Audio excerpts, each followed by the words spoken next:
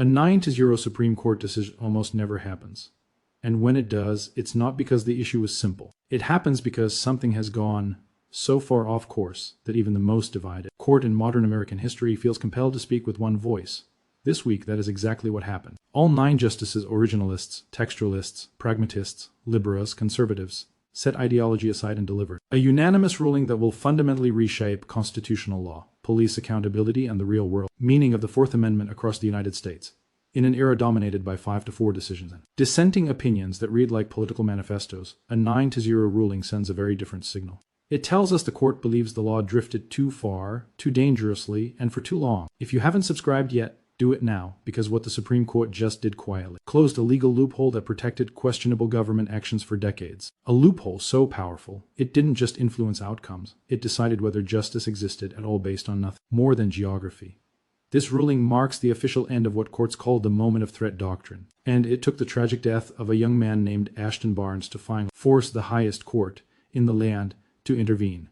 For years, something deeply troubling was unfolding inside America's federal courts. Most people never noticed, because it wasn't loud. It wasn't political theater. It was technical, procedural, buried in appellate opinions that never make the evening news. But its consequences were life-altering. Imagine 2 identical police encounters, same facts, same decision, same use of force, same outcome. One happens in California, the other happens in Texas. Before this ruling, the constitutional analysis of those 2 encounters could be completely different, not because the Constitution changed, but because the court did. Before this decision, your constitutional rights could live or die entirely based on which federal circuit heard your case. Your Fourth Amendment protections, the right to be free from unreasonable searches and seizures, were not universal. They were regional. That fact alone should stop you cold. The Constitution is supposed to mean the same thing in Maine as it does in Texas, and in Washington as it does in Florida. Equal protection under the law is not supposed to depend on a zip code, a courthouse, or which appellate judges happen to preside over your region. But that is exactly what was happening across much of the country. Most federal courts followed long-established totality of the circumstances approach. Judges evaluated police conduct by examining the entire encounter, from beginning to end, why the stop occurred, how officers behaved, whether their decisions escalated the situation, whether safer alternatives existed, and whether the officer's own actions created or intensified the danger. This approach wasn't controversial. It was rooted in decades of Supreme Court precedent and consistent with how the Fourth Amendment had been interpreted since the nation's founding. But in a handful of powerful and influential circuits, the Fifth, Second, Fourth, and Eighth Courts adopted a radically different rule. A rule so narrow it bordered on absurd. They called it the moment of threat doctrine. Under this doctrine, judges were instructed to put on what Justice Elena Kagan would later describe as chronological blinders. Everything that happened before the final moments of a use of force incident was treated as legally irrelevant. Policy violations didn't matter. Reckless tactics didn't matter. Escalation didn't matter. Ignored de-escalation training didn't matter. The only question courts asked was this: in the final 1 or 2 seconds, did the officer perceive a threat? If the answer was yes, the analysis often ended right there. Qualified immunity applied. The case was dismissed, often before discovery, often before trial, often before a jury ever heard the facts. Accountability vanished. Justice became geographic. If excessive force occurred in Houston, your case was often dead on arrival. If the same thing happened in Los Angeles, you might actually get your day in court. This wasn't theoretical. The numbers were staggering. Between 2018 and 2023, federal appellate courts issued more than 240 published opinions grappling with this exact constitutional question, and they disagreed with one another 60% of the time. Let that sink in. More than half the time, federal judges reviewing similar facts couldn't even agree on the basic framework for analyzing the same Fourth Amendment claim. That's not healthy disagreement. That's constitutional chaos. Even more disturbing, the federal government itself exploited the confusion. Government lawyers took different positions depending on where they were arguing one constitutional interpretation in the Fifth Circuit, the exact opposite in the Seventh. Same constitution, same government, different answers. Ordinary citizens became the collateral damage. Then everything changed because of a routine traffic stop in Texas that lasted less than 2 minutes. In 2016, Ashton Barnes was pulled over in Harris County for a minor toll violation. $645 in unpaid tolls. It should have been unremarkable. A citation, maybe a warning, and everyone goes home. Instead, within 60 seconds, Deputy Constable Roberto Felix had unholstered his weapon. Within 90 seconds, he made a decision that most law enforcement training experts would later describe as tactically reckless. He jumped onto the door of Barnes's moving vehicle.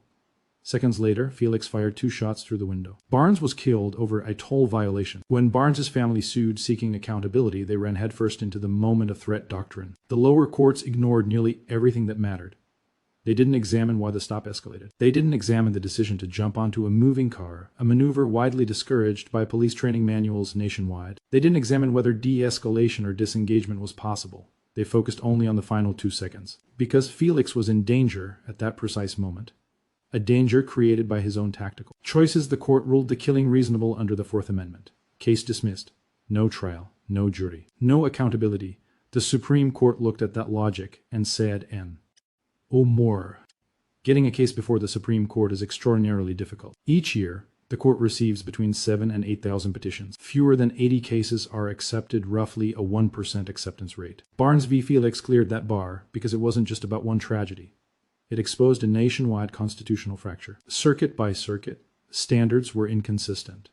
Fundamental rights were being applied unevenly. And the right at issue wasn't obscure, it was the Fourth Amendment, one of the most foundational protections against government overreach. More than 40 organizations filed amicus briefs, libertarian think tanks, progressive civil rights groups, former prosecutors, former law enforcement officials. The Cato Institute and the Constitutional Accountability Center, organizations that rarely agree on anything, reached the same conclusion for entirely different ideological paths. The moment of threat doctrine was constitutionally indefensible. At oral argument, the court's skepticism was immediate and bipartisan. Justice Kagan asked the question that shattered the government's position. Under your rule, could an officer provoke a confrontation, create danger through reckless tactics, and then claim self-defense because of the danger they created? The government struggled to answer. Justice Gorsuch pressed the historical point. The text of the Constitution hadn't changed. The framers didn't analyze government power in isolated snapshots. Why shall modern courts? Then came the decision. May 15th, 2025. A 9-0 vote. Justice Kagan wrote for a unanimous court. A court cannot evaluate the totality of the circumstances, she wrote, if it has put on chronological blinders. The metaphor was devastatingly simple. You can't explain a movie by watching its last frame. You can't understand a story by reading only its final sentence. From now on, court must examine everything, the entire sequence of decisions from start to finish. Officers are accountable not only for the force they use, but for how and why they arrived at that moment. This ruling does not abolish qualified immunity, but it makes it far harder to weaponize. Police training manuals are already being rewritten. De-escalation is no longer just a best practice, it's a constitutional requirement. Reckless escalation is now a legal risk. Cities are reopening cases. Insurance carriers are reassessing exposure. And perhaps, most remarkable of all, there were no dissents, no hedging, no distancing, no separate opinions questioning the framework. Every justice signed on fully. That is the court saying, this is not debatable. The moment of threat defense is death. The real question now is whether lower courts will honor the spirit of this ruling or attempt to quietly neutralize it through narrow application. Because the Supreme Court has made one thing unmistakably clear: context matters, history matters, and constitutional rights do not begin in the final 2 seconds.